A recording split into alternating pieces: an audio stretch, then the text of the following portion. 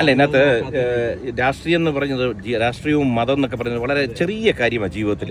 നമുക്കതിനപ്പുറത്ത് വലിയൊരു ജീവിതമുണ്ട്. അതാണ് നമുക്ക്, അതൊക്കെ നമ്മൾ ചെറുതിൽ ശീലിച്ചു പോയി. ഞാൻ ഇന്ന മതത്തിൽ ജനിച്ചു, അല്ലെങ്കിൽ ഇന്ന കുറച്ച് വലുതായി പിന്നെ രാഷ്ട്രീയത്തിൽ വിശ്വസിക്കും. അത് പൊതുവെ അതൊരു ഹേറ്റിന് റീസൺ ആവരുത്.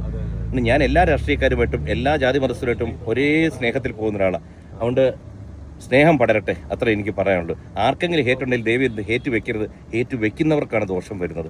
ആർക്കും ദോഷം വരാതിരിക്കട്ടെ. എല്ലാവർക്കും ഒരു തെറ്റിദ്ധാരണ ഉണ്ടായിരുന്നു, ചേട്ടന്റെ രാഷ്ട്രീയ സ്വാധീനം യൂസ് ചെയ്തുകൊണ്ടാണ് അന്ന് അതിപ്പോ തെളിയിക്കപ്പെട്ടു അല്ലെ? അത് ദൈവം ഒരു അവസരം തരുന്നതാണ്. കാരണം നമുക്ക് ഒരാളെയും ദ്രോഹിച്ചിട്ട് നമുക്ക് മെച്ചമുണ്ടാക്കാൻ നമ്മൾ ആഗ്രഹിക്കുന്നുണ്ടെങ്കിൽ നമ്മൾ ജീവിച്ചിരിക്കുമ്പോൾ തന്നെ അനുഭവിക്കില്ല, നമ്മുടെ അടുത്ത തലമുറ തന്നെ അനുഭവിക്കും. ഇത് നമ്മൾ കാണുകയും ചെയ്യും. അതാണ് ഏറ്റവും വലിയ ശിക്ഷ. അതുകൊണ്ട് നമ്മൾ പരമാവധി ഒരാളെയും ഹേറ്റ് ചെയ്യാതിരിക്കുക, വെറുക്കാതിരിക്കുക, ഒരാളെയും ദ്രോഹിക്കാതിരിക്കുക. ചിന്ത, വാക്കുകൾ, പ്രവൃത്തി മൂന്നും നമ്മൾ സത്യസന്ധമായി പോവുക. അവസാനം അടിവരയിട്ട് പറയാം, വിജയമേ ഉണ്ടാവത്തുള്ളൂ ജീവിതത്തിൽ. ഓക്കെ, നന്ദി. അതിനി നീണ്ടുപോകും, കോടതിയിലല്ലേ, ഇനി അവരുടെ കുറ്റപത്രം കൊടുക്കണം. നീണ്ടുപോകുന്നൊരു പ്രോസസ്സാണ്. Thank you so much. എല്ലാവർക്കും നന്മകൾ നേരുന്നു. Thank you.